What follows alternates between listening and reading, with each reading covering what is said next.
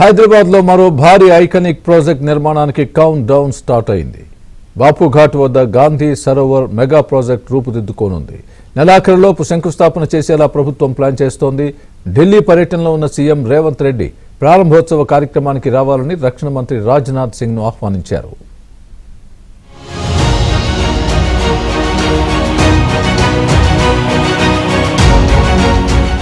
హైదరాబాద్ లో భారీ ఐకానిక్ ప్రాజెక్టుకు రేవంత్ సర్కార్ శ్రీకారం చుట్టింది. లంగర్ హౌస్ బాపుఘాట్ వద్ద మూసీ ఈసీ నదుల సంగమ ప్రదేశంలో గాంధీ సరోవర్ ను ప్రభుత్వం నిర్మించనుంది. 98 ఎకరాల విస్తీర్ణంలో అంతర్జాతీయ స్థాయి పర్యాటక ఆధ్యాత్మిక కేంద్రంగా గాంధీ సరోవర్ రూపుదిద్దుకోనుంది.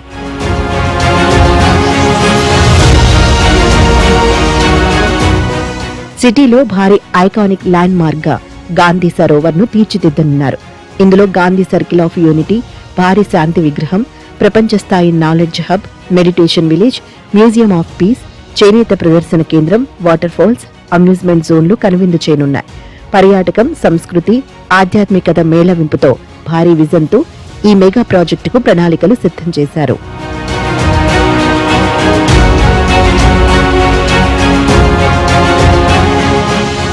మూసీ నది పునరుజ్జీవానికి గాంధీ సరోవర్ కీలక మైలురాయిగా నిలవనుంది. హిమాయత్ సాగర్ నుంచి ఉస్మాన్ సాగర్ వరకు 21 కిలోమీటర్ల మేర మూసీ నది సుందరీకరణ జరగనుంది. నదిలో వ్యర్థాల తొలగింపు, రిటైనింగ్ వాల్ నిర్మించనున్నారు.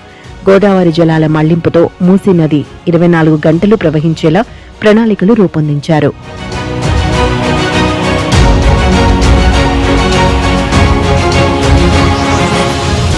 ఈ ప్రాజెక్టుతో కేంద్రం దృష్టిని ఆకర్షించేలా సీఎం రేవంత్ రెడ్డి ప్లాన్ చేశారు. కేంద్ర మంత్రులను కలిసి ప్రాజెక్టు ఉద్దేశాన్ని వివరించారు.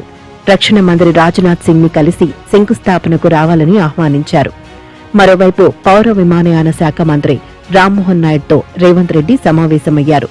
మామనూరు, కొత్తగూడెం, అంతర్గాం ఎయిర్పోర్టులకు సంబంధించిన అంశాలపై చర్చించారు. Railway IT minister Ashwini Vaishnav తో సమావేశమై రైల్వే ప్రాజెక్టుల అంశాలపై రేవంత్ రెడ్డి చర్చించారు.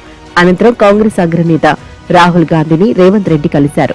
తెలంగాణలో తాజా రాజకీయ పరిస్థితులను వివరించారు.